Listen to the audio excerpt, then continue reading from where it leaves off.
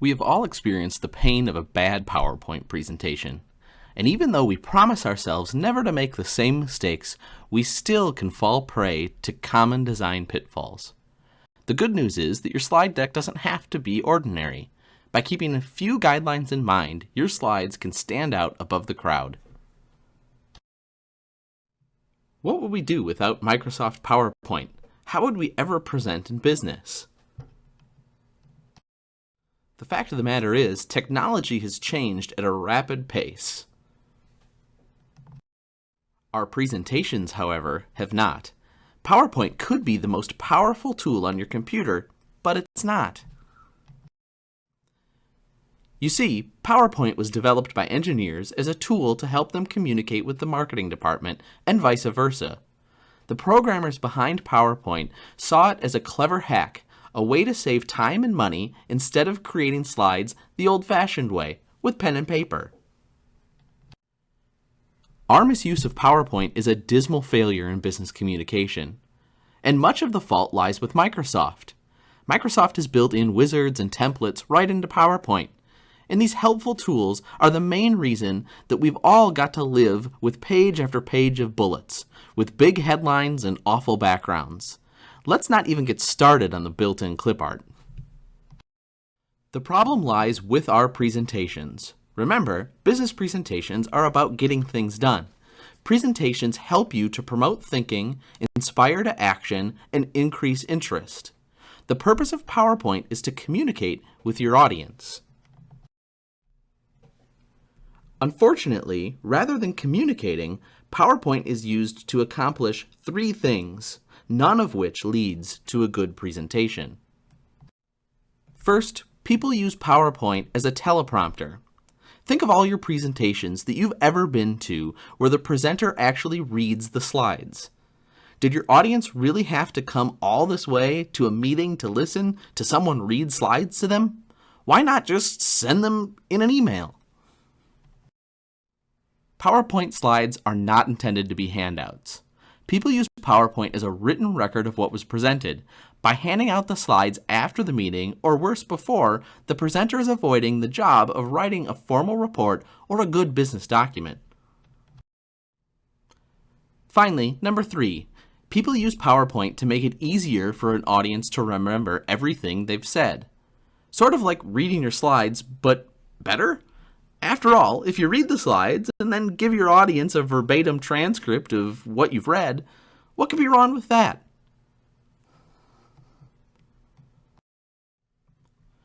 Your audience came to listen to your presentation, not read it. There's only one goal for your PowerPoint slide presentation, to help your audience understand your message. That's it. Your slides are a visual aid to your presentation, nothing more, nothing less. Your job is to equip your audience with the knowledge they need to take action, make a decision, change a timeline, buy a product, run a marathon, lose 50 pounds, you name it. And to do so, we have to remember that our brains have two sides. The right side is emotional, musical, and moody. The left side is focused on dexterity, facts, and hard data. When you show up to give a presentation, your audience is going to want to use both sides of their brain, both the left and the right. The right side to judge the way you talk, the way you dress, and your body language, and the left side to judge those facts and information that you're delivering. Used well, PowerPoint has the ability not only to enhance your message, but boost your professionalism and credibility.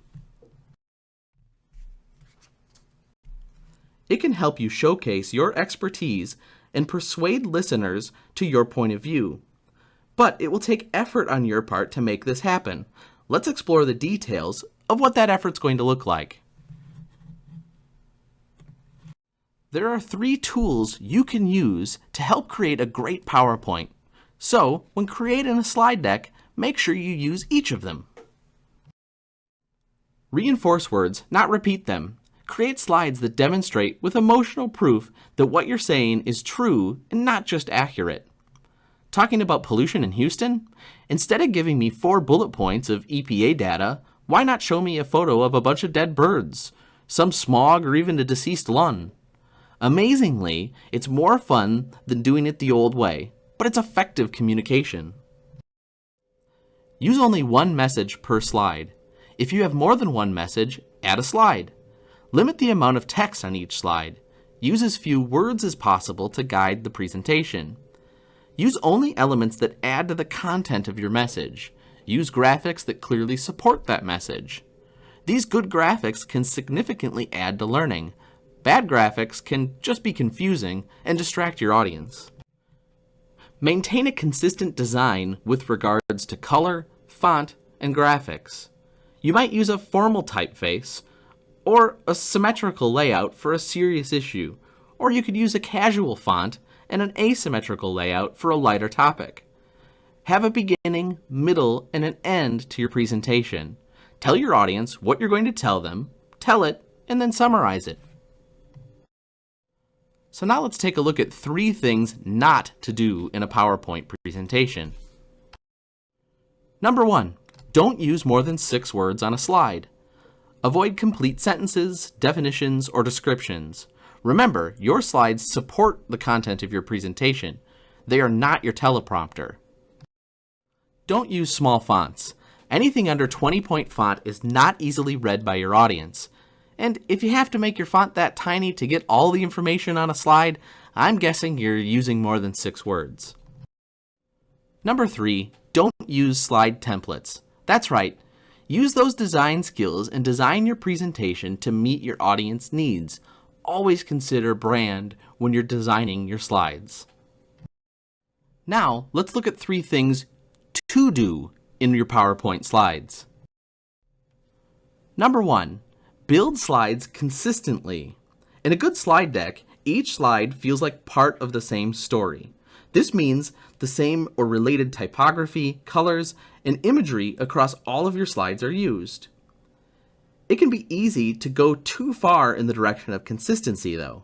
If you don't want each slide to look exactly the same, I suggest that you create one style for slides that are meant to cover content, and then another style for slides that provide transitions between that content.